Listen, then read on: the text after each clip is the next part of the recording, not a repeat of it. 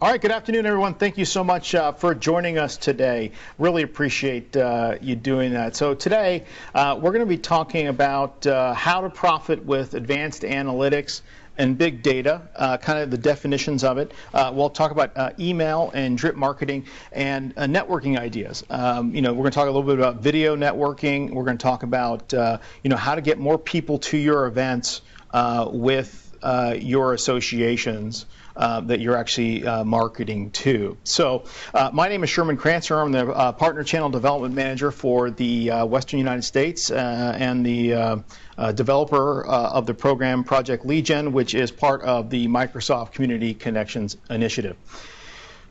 One of the things I want to talk about today before we kind of get into it is really, what we call, and I went to this conference the other day and I heard about this term called the disengagement epidemic. And I thought about that, what is the disengagement epidemic? And the disengagement epidemic is really, it relates to workers that are, part of any company throughout the United States, right? And they basically, the percentages that were given towards this were just frightening, actually. They said basically, 50% of workers today are disengaged. And basically, they're doing the bare minimum to get by and really complete their jobs, just the absolute bare minimum. They're coming up, they're showing up at 8 o'clock, they're either barely hitting quota, their reviews are 50%, but they certainly aren't the ones that are out there really trying to put it together, really trying to make it happen.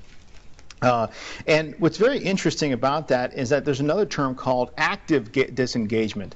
And with active disengagement, what the term of that is really purposely doing that. Okay, now this is what partners or employees of companies are actually sabotaging. Purposely not getting their work done because they just really don't care, and that goes to 17%. So what's also interesting is that in the U.S., that we typically have a 30% of the work, 30% of our workforce is disengaged, and the rest of the world only 17%. So, engaged. So, from the U.S. perspective, we're far ahead of the rest of the world, at 17%. But I will tell you that the disengagement epidemic not just falls, within workers throughout the U.S. It also falls within, partners, and it falls within, whether you're fully involved, you're fully invested, you're fully, interested in what you're doing and how you do it. I would also gather that I think a lot of us on this call, and myself included, several years ago, we have ups and downs, we have, wins and we have losses. Our lives are, we have, great years that are just unbelievable and some years that are down. But we have to dig down deep and realize that we need to be remarkable on a daily basis. We need to strive for something more. We need to think outside of the box and actually figure out a way to be different, to change, to be somebody that, is actively engaged in not only what they do, but in every facet of their life. Do you ask yourself this question, do you become, oh, 1 second, there's no video, wait a minute, let's see, do you become, hold on, let me go and get the video going here. All right, start the video. All right. So look, so the thing is let's see, perfect. Let me go back to it. The idea really is behind ensuring that you work hard at becoming different and remarkable. Okay, and that's the thing. Is what I really want to get across today is do everything you can to change, and you can change. You can be somebody different. You can be somebody that maybe in the past 20 years you haven't been that way, right? But today you can decide, okay, I'm going to be able to do something different, and I'm going to pay attention, and I'm going to go ahead and do this well. Now the reason why I'm telling you this here, the partners, okay, is really it really comes down to, are you actively involved in Project LeadGen? Are you actively involved in trying to figure this out? Or for the partner profitability calls, are you actively involved in trying to learn how to change and maybe add, something different to your bag? Okay. All right. So let's start at the agenda. So that was really the thought leadership portion of it. We have a check-in. Once again, I'm going to go ahead and post the check-in thing. It's really important to do this, and the reason why it's so important to do this. Last week we had a fall off on the checking in, and I just came into several big opportunities. We have the Hispanic Chamber of Commerce, which wants to do one event per month at multiple different locations. Specialty Equipment Manufacturers Association wants to do a series of 12 events. I've got the Tax Assessor Association doing a Women in Business event. I've got a lot of stuff here, so I really need Latino Tax Pro is coming online. We have a lot of these things. I need to know if you guys need help, if you're involved, so please check in. Very big thing. All right, so before we get into the next one, I'm going to go ahead and put up a poll here for our next agenda part of it. And I want to see what people have done here. And basically the question is, did you set up time to talk to your partners last week? 1 is yes, 2 is no. 3rd is, once again, I didn't think you were serious. So the question is, did you do it? And I really hope that you did, because that's what this call is all about. It's not just about learning about different things. It's about figuring out how we partner. So if you don't know how to partner, pretty simple. Go to the left-hand side of the not the chat window, but on who's attending, and you can literally click on the name and get a contact card. So as we can see, that's good. Well, only 11 of you said yes. That's not good.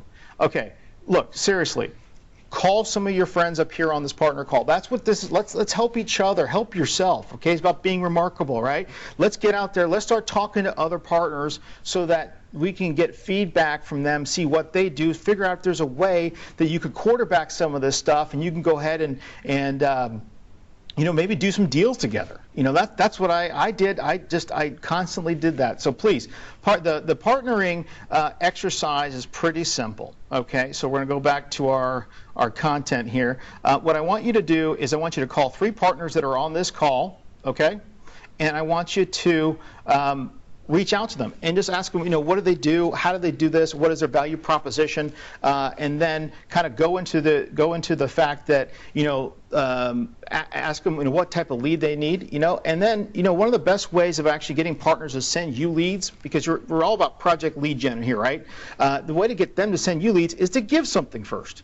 That's what I would do a lot of times. I mean, there's a lot of people that I gave stuff first because I knew that if I did, they would always think of me, right? I didn't mind giving up a little piece here and there, even if it's not a little piece, because maybe you don't specialize in it, but super important. All right, so pick 3 people. If this happens again, what we'll end up having to do is take the check-in and start pairing you guys up together and making you guys call each other. So, all right, so pick 3 partners, schedule a 15-minute call with each. Confer on opportunities if you have some. If you don't, maybe a SharePoint partner needs to talk to an MSP. Schedule an event together. So, the next part about this is scheduling events. Okay, I get measured on how many events are scheduled on mscommunityconnections.com. If you don't feel comfortable doing an event by yourself, ask one of the partners to do that. And then, hey, let us know if there's any results to this. All right, so some of the, I would like, let me go ahead and unmute the audience here. I'd like to call on somebody who actually did make a few calls. A few calls or partnering calls, and see what they what came out of it.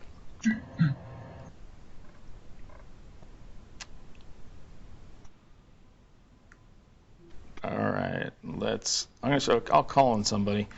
All right, Eder, did you make any partnering calls this week? Sherman, no, not this week. I've been very busy trying to get ready for this convention, the Latino convention, and it's going to be in Riverside.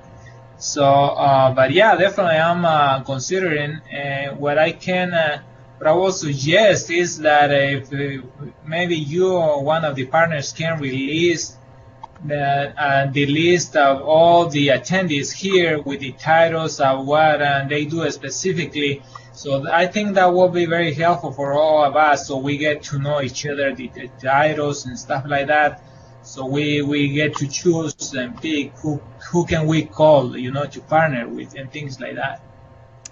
Okay, that's a great idea. And next week I'll put an opt-in for partners who want to do that. I'm not going to be able to share everyone's ideas right now or their names if they don't opt into that. But that's a great. Right. But hey, I know that you're busy, but hey, you know something?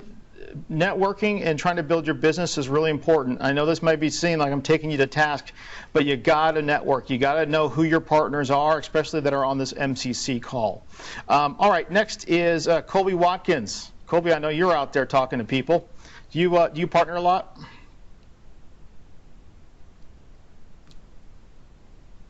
think he's on mute. We'll get him off. I'll unmute him. Colby, you there? All right. How about George Carlisle? Let's see if he gets on the unmutes his. I want to hear from him. George. He says, I'm still cleaning up, tidying up my list. I'm a week or two away from calling. Hey, okay, week or two away from calling. I kind of get it, but let's talk about this. Let's go ahead and just make a phone call. Don't worry about making the right person. Don't worry about, okay, this has got to be the right timing. Look, you can't just wait. Okay, so let's go ahead and put it together. How about Jeff Kaplan? He just IM, so he's on here.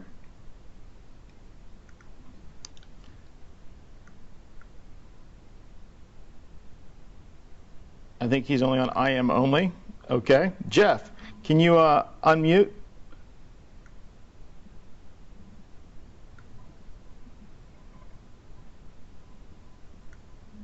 Okay. I don't have a mic. We'll have to call him. We'll come back to you. Dave Seibert, let's go back to you. Hey Sherman, I'm here. So I have reached out. My list is a little long, so that means that I reached out to some of the folks I haven't connected to in a while, but I haven't reached out to new people yet. Okay. And awesome. And hey, really quick, because this would help everybody if it meets with your approval and needs. You love Excel Online, the form. Yes. And we could put our contact info voluntarily in an Excel Online form if that met with your needs. Yeah, that's what I'm going to do for next week. I'm going to do the opt-in, okay? Because this week's form doesn't have an opt-in, so I can't share that list with everyone. We're very careful here about it. So let's do that. So all right, hey, it's really everyone here. It's really important to partner. I just can't tell you this enough. I really can't. So get out there. It's part of building your practice. Okay, you can't just sit around, hope and pray. Right? We're going to get away from that. All right. So let's get into one last poll really quickly. And the reason why I'm bringing this poll up here. Hold on a second. The reason why I'm bringing this poll up is I wanted to see what people think about the actual definitions of, one second, where is it? There we go. The partner profitability call. Am I actually being able to deliver this in a way that you understand it? Let's see. Hold on. It was up for a second, I know. Here we go. Okay. So there you go. Perfect. Okay. All right. So do you think the partner profitability content is hard to understand? And this is, it's anonymous here, so go ahead and click, whatever you think is there. And I understand, and the reason why I said this is we have a few people have expressed to me that we need to even, bring it even further down. But I totally get it. All right, so that's pretty good. So 21%, 70% say no, it's fine. Let's see, 5 people said I don't have any thoughts on anything today, and that's okay. You're taking a mental break, no problem. All right, so let's go ahead and get back to the content here. So basically, before we actually get into it, I thought that it might be good to kind of look at some definitions of the actual content. And let me go ahead and put this. Okay, it's coming up here. Okay, some definitions. We're going to be talking about advanced analytics and big data, and I think the idea here is to kind of just let's really understand what we're talking about. So big data defined really is an extremely large data sets that can be analyzed computationally to reveal patterns, trends, and associations, especially relating to human behavior and interactions. So, okay, let's even talk about that. What is it? It's just basically taking all types of data, bringing it into one thing, and actually saying, okay, how do we look at this data and actually extrapolate some information from it, right? How do we kind of take a look at, how many people are walking through a door, between 10 and 11 p.m., right, to go visit a convenience store, and should we reduce the hours that our convenience store is open? Sensors are all over the place, right? I mean, everywhere. And that's what's really important to understand. So big data is just a combination of everything and trying to figure out, how do you analyze it? And that's really where the advanced analytics is really important, right? Is how do you analyze this and actually come up with something for an organization that they're going to really like, oh, gosh, this is great because it's going to help me basically compete, with other vendors in the marketplace. So it can be sales related, it can be manufacturing, it can be all different types of data, but it really is being able to get extremely large data sets. And we're going to go into what data sets is in here in a second. So, what is advanced analytics? Okay, so let's go ahead and define it. And it's the autonomous or semi-autonomous examination of data content using sophisticated tools and techniques. So it's kind of stuff that's traditionally beyond just business intelligence, right? Because business intelligence is really just about, okay, we're going to take a data set from QuickBooks and just bring it in just so that we can visually look at it, right? But we're looking to try to find deeper insights. So we're looking to take data, and maybe it isn't how many people are walking through the door at 3 to 4 o'clock, but how many people are walking through the door and buy something that are in the age of 20 to 30 years old, and what do they buy and why do they buy it? So it's really trying to go down, dig deep into the whole scenario. And that's really what advanced analytics, because they want to be able to make predictions and generate recommendations, and that's where using advanced analytics and using the machine learning that we talked about last year, the learning algorithms, right? Advanced algorithms, is being able to predict 6 months, 12 months into the future based on current results, right? So that's really what advanced analytics, really is. And so the techniques used for advanced analytics. So if you're thinking as a partner, okay, I might want to get into advanced analytics. I might want to think about, okay, building a practice behind business processes. That's what we're doing. We're trying to find out what are the business processes that we can actually utilize or look at to kind of find this data, right? And within that, you're going to see stuff like let's go, data text mining, machine learning that we talked about, pattern matching, forecasting, visualization, Symantec, and I don't even know what those are, and sentiment analysis, network and cluster analysis, multivariate statistics, graph analysis, simulation, complex event processing, and neural networks. So now, as you can see, a lot of the stuff that, half these definitions I don't even know, and that's fine. That's okay, because, I'm not getting into this. However, you can look those up, and you can kind of see if you understand that. Now, if you're a statistician or you're in finance, you'll understand, advanced analytics. You'll understand multivariate statistics. But if you're going to get into advanced analytics using big data, these are some of the things that you're going to have to kind of understand, to be able to take the data that you're getting. You're going to have to understand, okay, what types of data are good for a specific, industry, and you're going to be looking at like verticals, right? So, and the reason why I say verticals is I don't want you to figure out advanced analytics and big data for every industry. It'd just be impossible. impossible. There's no way that you could figure it out by yourself. There's just no way you could know what every industry wants. So you want to find like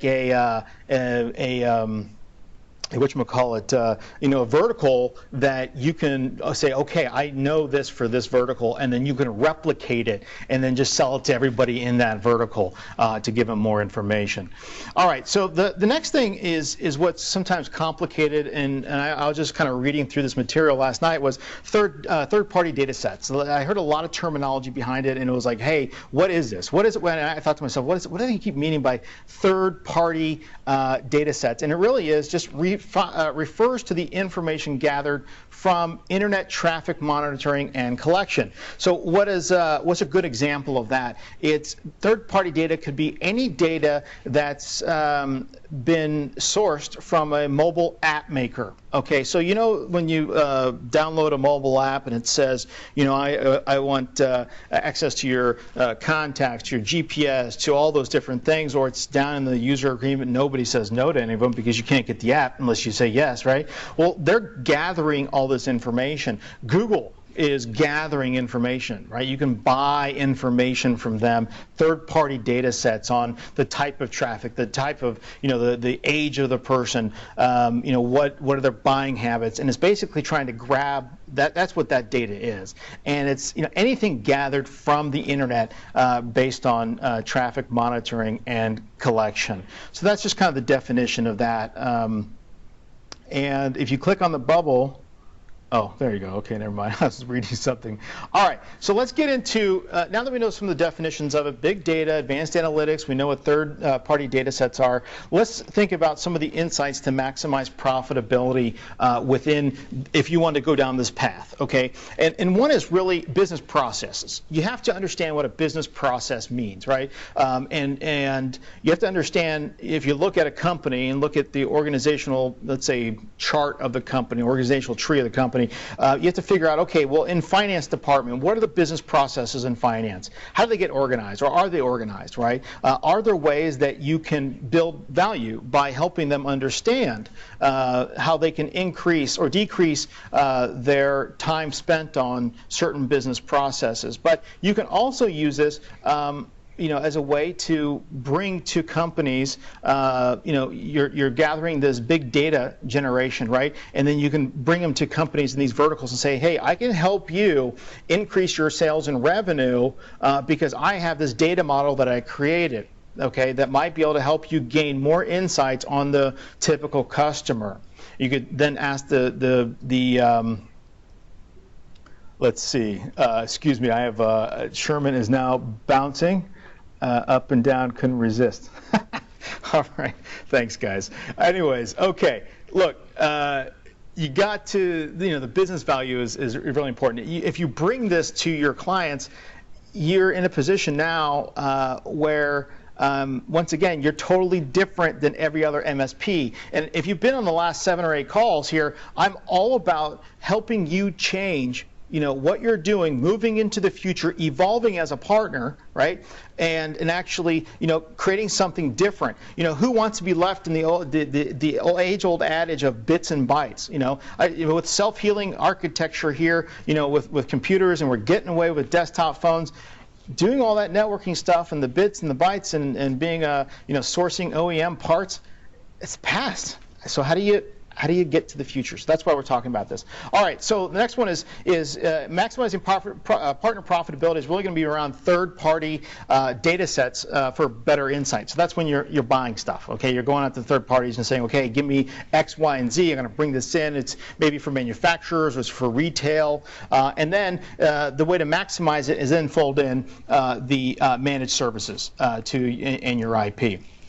And I would just keep your managed services very tight with high margins. So that's what I would say. So to capitalize on the market opportunity, you'll have to, to capitalize on market opportunity. What's very interesting about this is that big data technology and services are going to grow significantly in a very short period of time. So there's a $1.95 billion spend, right, in 2013, and there's going to be forecasted a $9.83 billion spend in 2020 attaining, and that's per compound annual growth rate for big data technology. So, remember we talked about this evolving thing, right?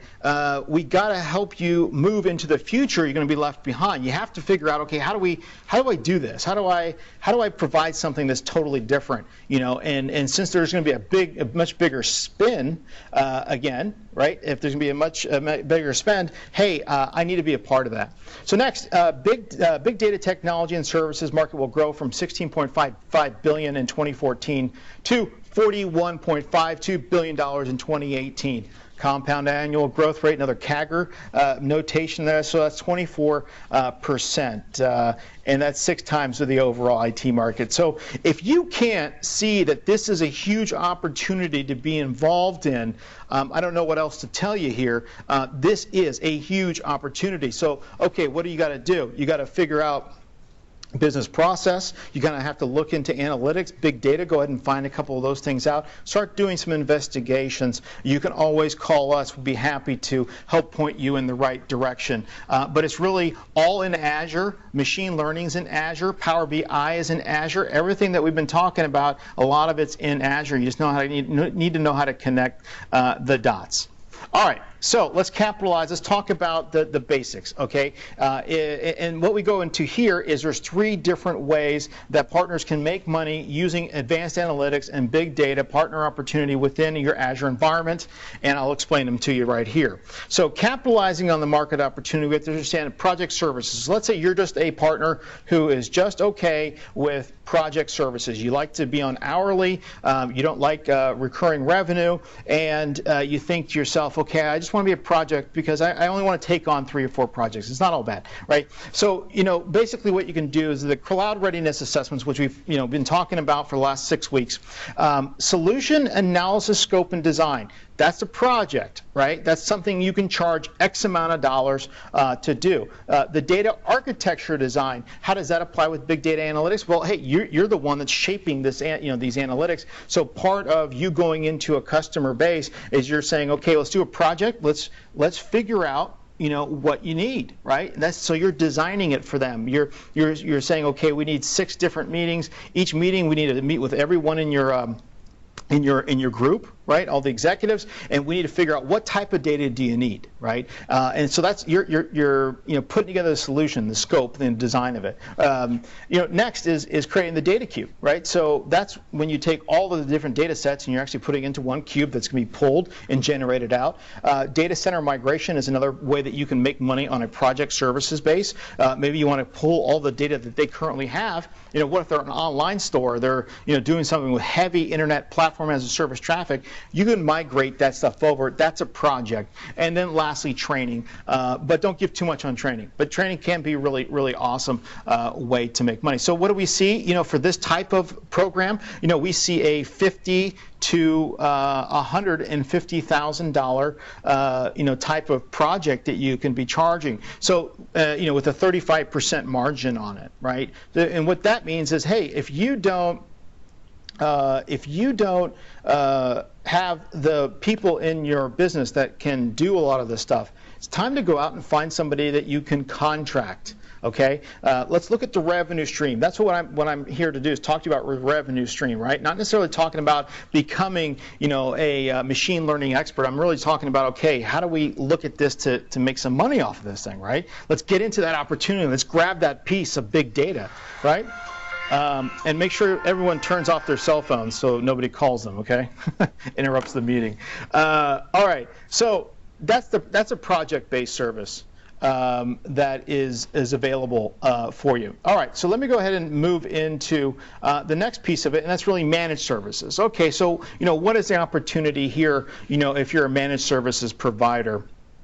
And the opportunity really stems from around, proactive backups and antivirus monitoring. We all know about that. Critical support, tier 1, tier 2, tier, desktop support. Reactive help desk, with the Office link. But where it happens with this stuff, with advanced analytics, is you want to be able to, help with the reports and view adjustments. Okay, so that's going to be with the Power BI. So in your managed services thing, you can tie in, okay, I got the tier 1, tier 2, but I'm going to go ahead and tie in another another piece, another part of my package is going to be about reports and view adjustments. Next, it's going to be, Azure consumption monitoring. Hey, I'm going to help you monitor how much consumption you're doing so you don't go over it, or optimization of that management piece. So, we see, projects in here, the average revenue is $25,000 to $75,000, and with a margin of about 45%. So you see this is a little bit better because what you're doing is you're tying in something that just happens every month that you're constantly monitoring. I like this because you're not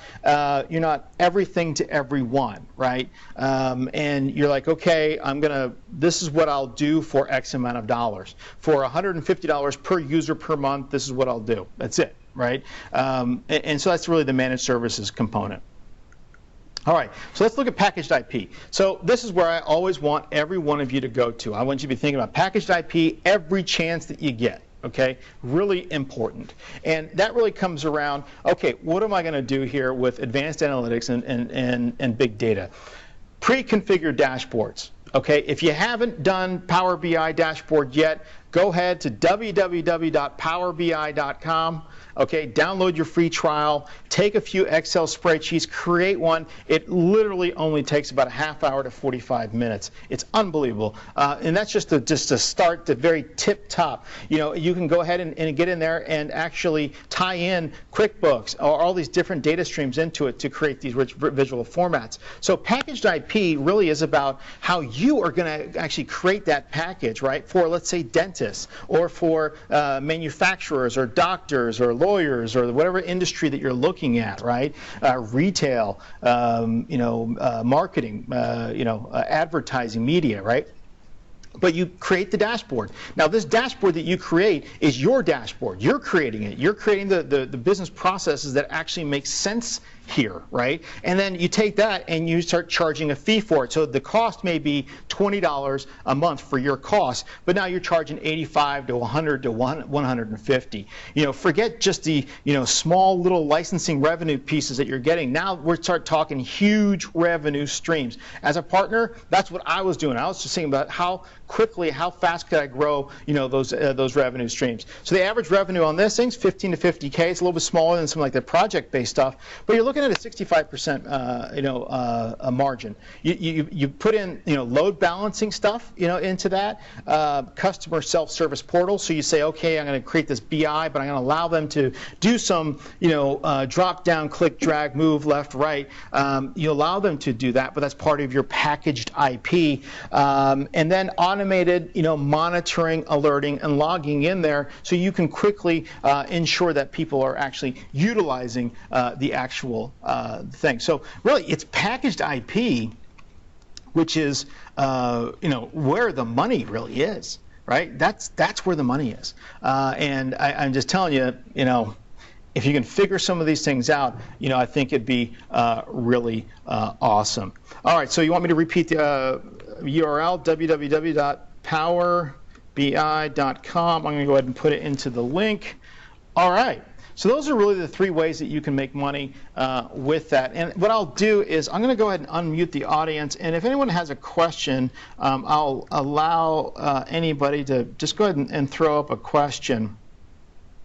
Let's go ahead and do this. So I'm going to open it up right now. I'm going to turn off the video just for a second. I'm going to take a drink here. And I'm going to go to Manage Content. And I'm going to unlock.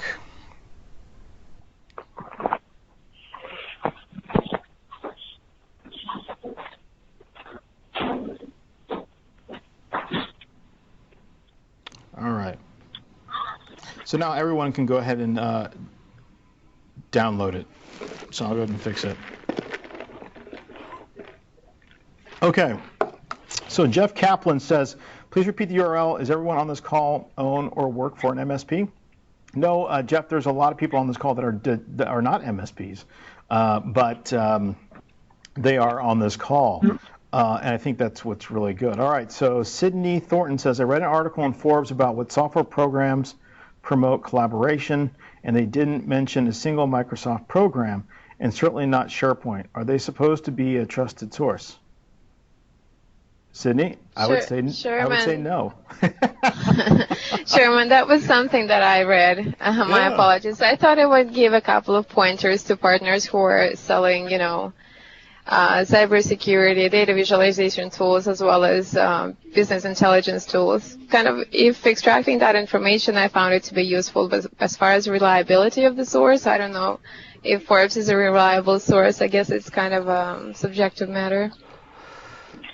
It could be very well be subjective, and I think that there's a lot of people out there, but I think we're kind of reinventing collaboration. I think with all the tools that are good. All right, let's see here. Power BI. Look, Jeff Kaplan did it. Thank you so much. Forbes is generally reliable source. They may just have a technology neutral environment. Yes, that could be it. All right. So let's get into the next piece. So that really is the partner profitability portion of the call. So the next portion of the call, and I'm going to go ahead and put up the poll here. Let's see. And this is actually going to get your I want you to start thinking about this. Let's see. Here we go.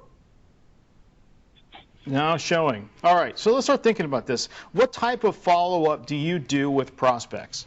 Now, this is the sales portion of the call. We're going to be talking about, the MCC portion, the Microsoft Community Connections, the Project LeadGen stuff, where I'm going to hopefully help you, with your, helping you just accelerate your business practices. All right, so let's see. Follow up with prospects. Let's go ahead and start voting on this, people. All right. Phone, we have 67%. Phone, cards sit on my desk, 1. Email once or twice, 6. Only follow up on hot leads, 1. I don't need any more business. I'm about to retire. We don't have any of those people, but that's good. Okay, Derek Gabriel. Derek, I need you to unmute your phone. I have a question for you. Yes, sir. Okay. I have this question for you because I know this happened to me, and I still have these things. How long have you had cards on your desk before you actually called them? Like, what is the longest time that a card has been on your desk? 2.5 years at least. Okay. Yes, and I actually was at my home office, and I was cleaning my top of my desk, and I still had cards from a Network After Dark meeting that I went when I was with IP Bidders before I joined Microsoft. Okay, that's a long time. And so, what do you do? Do you phone them? How do you get them into a regular rotation? I pick the ones that I know are important, and if they've asked for information, I do give them a call. But lately, what I've been doing is I've been just taking the stacks and stacks. I've used a third-party product. I forgot what it's called, but I just stuff them in an envelope, and they scan them for me, and I get them back as a CSV. And I'm sticking them in my mailing list, and I'm putting them on my monthly mailing list. And so far, I haven't had anyone drop off. So I haven't had anyone subscribe for those. So people are appreciating the mailing list. But I'm trying to get them back in rotation. I just subscribed to Automational, which is I think it was on the Microsoft marketing call last week or a couple weeks ago.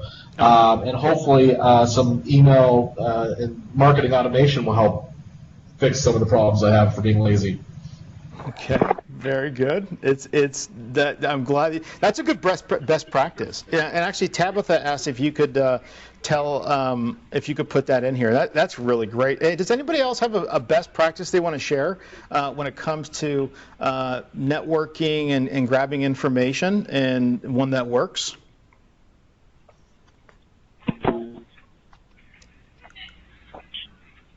I think the group would really appreciate it.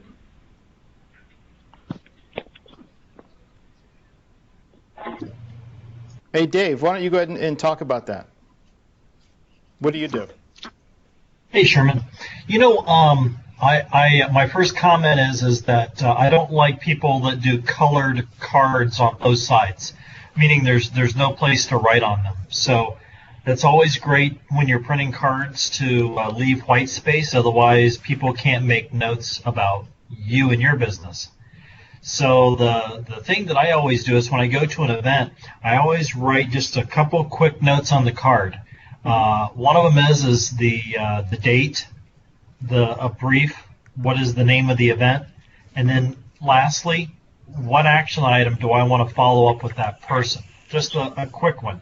But when you leave an event and you walk away with, say, 20 cards, once you get back to the office and a couple of days goes by, you don't know why you had that card anymore. So, and if you go to more than one event, then you're not sure which event it came from. So just by marking those three things, you know the event, you know the date, and you know an action item as to why you'd want to follow up with that person, meaning what you talked about, and it's really empowering. That's awesome. I mean, I like that. I will tell you personally, any card that I get that is not standard, I throw away with literally 10 seconds of getting it. And I don't know if you guys do this or not, but I do it because when I grab them in my pocket and I have an odd-shaped card, I can't get all of them, and then it just bugs me. So I don't know if anybody here has odd-shaped cards, but I imagine other people on the call actually feel the same way, and get rid of them. Get back to the regular size cards, please. Let's stop with this insanity of having like triangle cards or oversized. I mean, really, it doesn't make me remember you. It makes me want to throw you in the trash. So I guess that is a bad habit for me. What I use actually is Office Lens. I do use it. It's great. I actually give cards back to people because I just go ahead and click it there. But if you're in a high traffic networking event, it can be very difficult. So one of the things that I want you to do is go back to Project LeadGen. Okay, and go back to, I think it's the number 3. It talks about OneDrive Excel survey, and actually you can go to the Microsoft channel if you want to. This is Microsoft. I'll put it in the soft business channel development network. Go to that channel, you can actually go to the Project LeadGen series. There's a series there, and go ahead and click on OneDrive, how to do a OneDrive Excel survey. It'll change your life. It really will, and it's a way to grab people's information at a store. There's a new one. It's actually called Forms, which you filled out today, and I created that in about literally 2 minutes, and it actually has even better functionality than OneDrive survey. It is basically well worth your time. Looks like I lost light here. So the other thing that I want to talk about today is really email and drip marketing. And the reason why I want to talk about that is the fact that, if you look at seminars and you look at webinars, what is the percentage of people that actually want to buy today?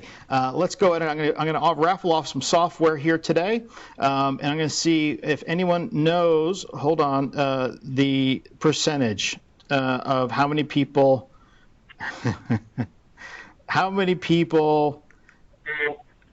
would actually buy today in a seminar.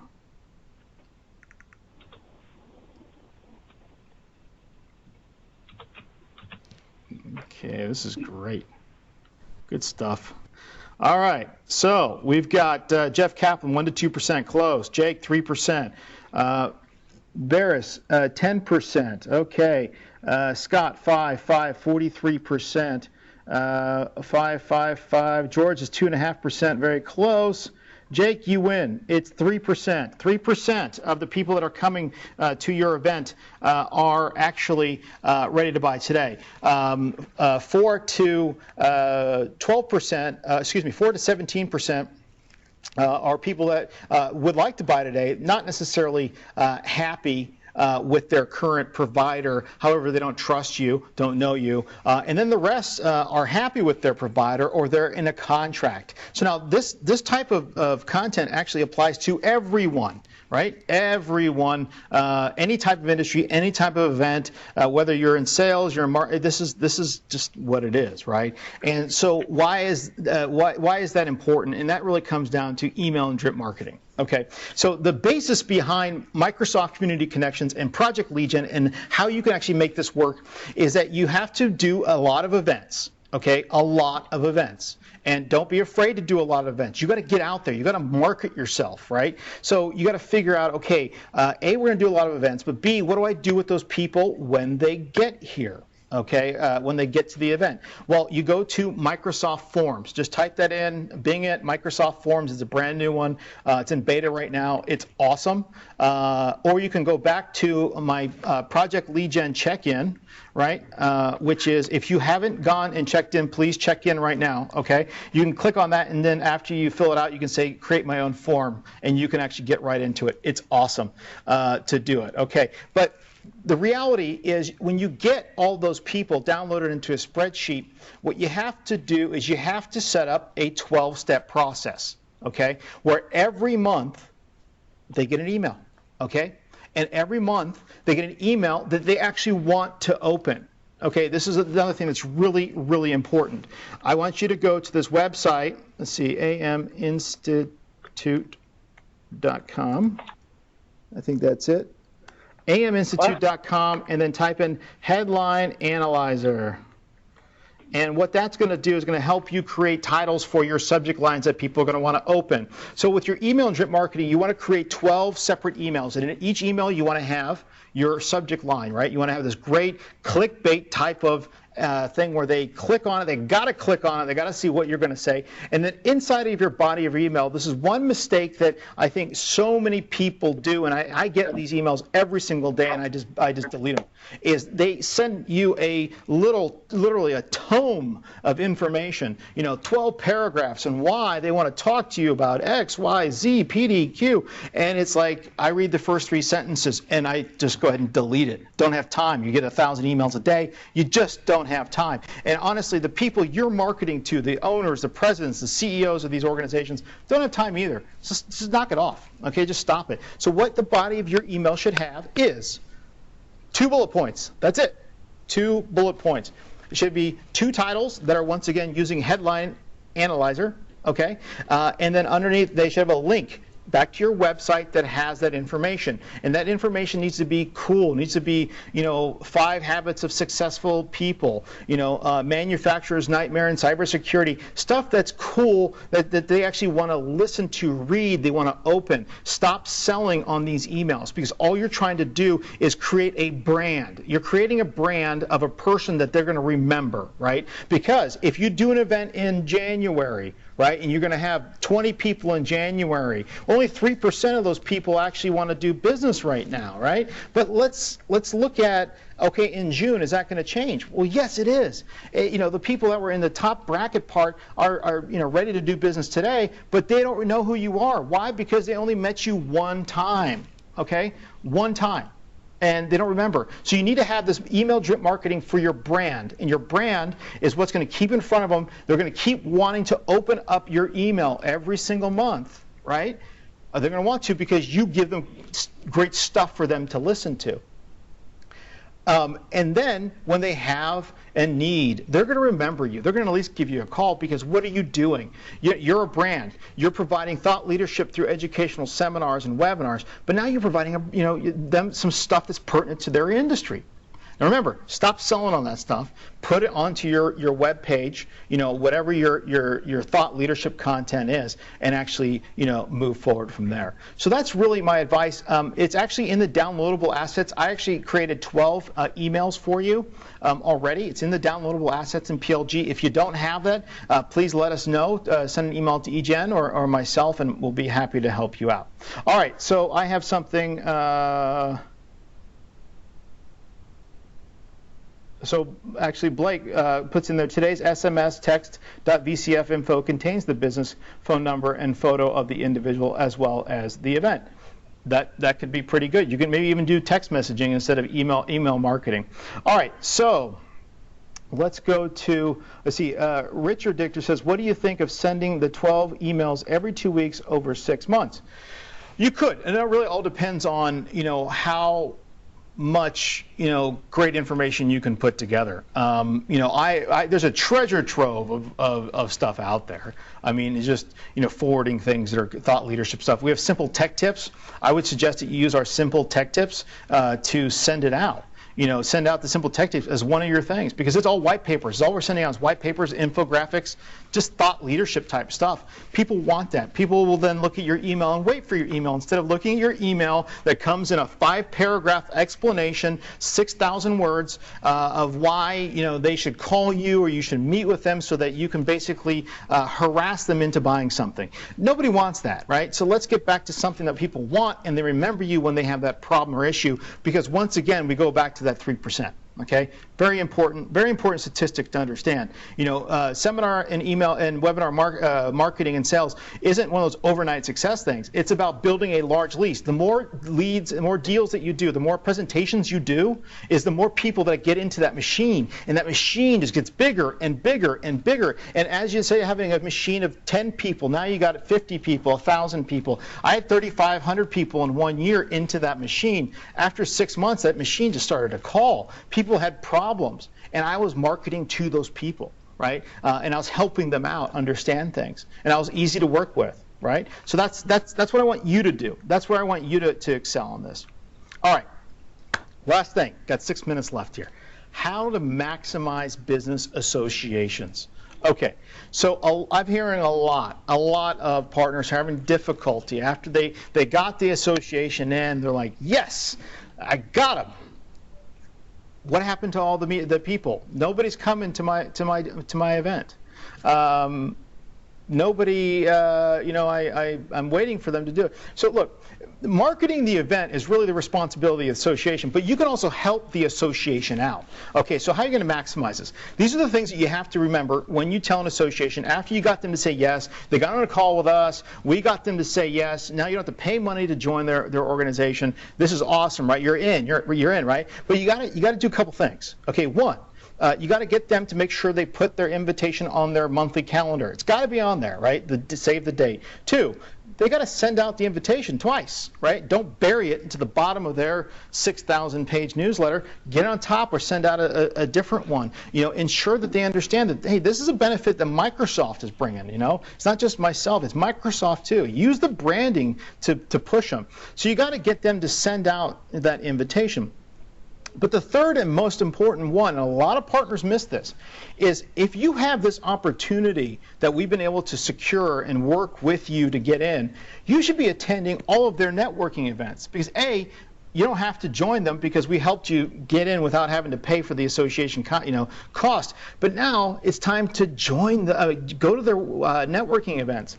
Now, I would caution this. I wouldn't be going to their networking events with the sole purpose of promoting your business. Okay, I would go to their networking events with the sole purpose of promoting my webinar and educational thought leadership content type of thing. You go, you network, you bring a small little card with you, and you say, yeah, my name is so John Smith from Action Partner Network, and yeah, I'm here to support the Manufacturers Association. Yes, I'm here, part of Microsoft's education program. Hey, by the way, we're doing webinars every month on technology. You want to come? Here's my card. Go ahead, please, on the back of it, or you can see, hey, this is when the next link is for the next meeting. You got to get involved in that that association or chamber, right? You got to be there. People like faces, right? And that's why LeadGen was talking about how you should always do a couple seminars first so people know who you are. But you got to go. I mean, you got to get in, right? You got to promote. So that's really how you're going to maximize it, right? Go to that. Find out how you can get on the board or get as a volunteer, because this way now you're meeting all those people that you're effectively going to be marketing to. So, marketing and doing this isn't just something like, oh, I got the 12, webinars and whammo.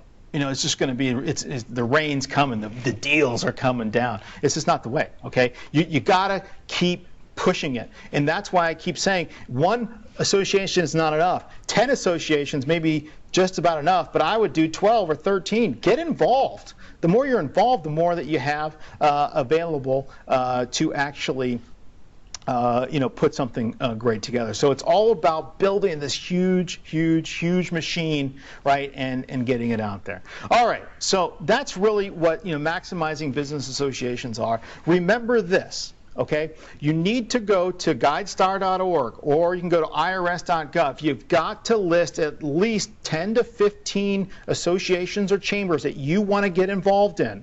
Okay, go to Project LeadGen 1, grab that email that I gave you, and start sending that out. You got to send it out. You got to keep sending it out till we get people on board. Some great partners just recently. Lindsay Klein, she's on this. I'm calling you out, Lindsay, I know, but she sent about 35 of them. Jake Solis is doing incredible.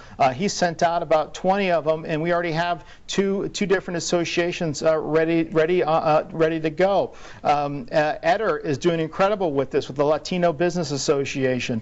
Colby Watkins is on this call right now. Brand new partners sending out stuff. We got calls. Getting ready. The only way to do this is to reach out to people. It's not, you can't just sit there and wait for them. All right, so let's go into this. It says, Jeff Kaplan says, doesn't work for most chambers because their memberships is very small. SMBs less than 5 employees. Project LeadGen 1. Yes. Okay. So 2 things. Okay, we have different types of partners here. We have partners that are brand new, that are born in the cloud. We have partners who want to build their personal brand inside the area. I would say this, in your city, wherever you're currently working, okay, it's not a bad idea to do Project LeadGen or MCC for that chamber because you're building your local brand. Okay, yes, there's a lot of micro businesses, no doubt about it. Associations are where the money is. Okay, but also chambers are going to help cut your teeth with doing seminars because they're happy to do it. And we're there. We have so many chambers that have already completely taken advantage of this program. It's easy to get done. So that's a good question, though, and I do appreciate it for that. All right, let's see. Yes, so Colby, that's really good. Check the finances on the GuideStar before investing any time. Yes, really good idea. Some associations are there in name only or haven't been around. You do have to do your homework on that. Great thing. Sherman, can you paste in the link to the PLG assets? I'm digging through my emails to find it. All right, so Tabitha, if you go to https, I'll do that right now, aka.ms ready go /PLG. All right, if you go to this link, you can go ahead and download all of the assets and all the videos on aka.ms /ready to go /PLG. So that's perfect. No problem, Tabitha. You guys have been in the thing for so long. No problem at all. I really appreciate it. All right. So, final thoughts here. Time to be remarkable. Time to change. Time to evolve. Okay, we talk about profitability. Time to evolve, and time, okay, to really supercharge your marketing efforts in business. So any last questions? I'll let you either put it in the window or I'll wait for audio. Let me make sure we are unmuted. We are unmuted, so I'd be happy to answer any questions that come up.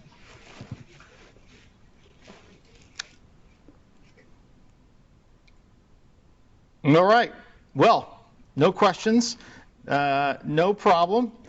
Let's see. Sydney says, Sherman, you've been so busy the deck froze and there's no way to grab it. Actually, I did leave it up. It's open now, and I can actually send it to you. Just send me a quick email so I can just respond to it. All right. So Jeff Kaplan has a question. You muted us. 1 second. Let me make sure I did not. You are not muted, but let me find you. Let's see. Hold on. Let's see. Jeff Kaplan. I'm going to unmute you. Okay, Jeff, can you hear me? You can talk. There you go. Hi, can you hear me? Yep, I got you. Okay, so the question is, I don't understand how any of the things you've been talking about relate to Microsoft Cloud solutions. And you're talking about analytics and all this great stuff, but one, I'm not an SMP. I'm a little guy. And so I'm confused about, do you guys have, I'm so confused, I don't know where to begin, but do you guys have solutions that address these types of needs that prospective clients may have? I don't know where to go with this. Yes. So, Jeff, what we're doing on these calls is we're talking about the first 8 were talking about how to make money in Azure. Okay, so these are things inside of Azure. Now, for your industry, I have a link that is, I'm going to post here, and it's Telcosoft EDU. And basically, Telcosoft EDU, it's basically for the telecommunications industry, how to sell Office 365 to the small to medium-sized business. And those videos on that link, okay, you got to turn your volume down. Those videos are 2 minutes long, and they'll tell you everything you need to know when it comes to selling to to telco clients. Okay, thank you. Thank you. Yeah, no problem. We're going into CRM after this one, and then we're going to do Office 365. So we'll get through a lot of them. All right, so let's see. Any? Yeah, I understand that, team. We do have a lot of, we've been talking about advanced analytics and IoT and all that stuff, but, this is just basically breaking down everything that's in Azure, which is a lot, and trying to figure out if you have the opportunity to make some money off of it. So that's good. All right, any more questions?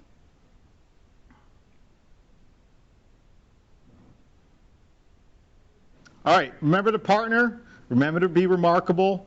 Talk to you guys later. Have a great day. Bye-bye.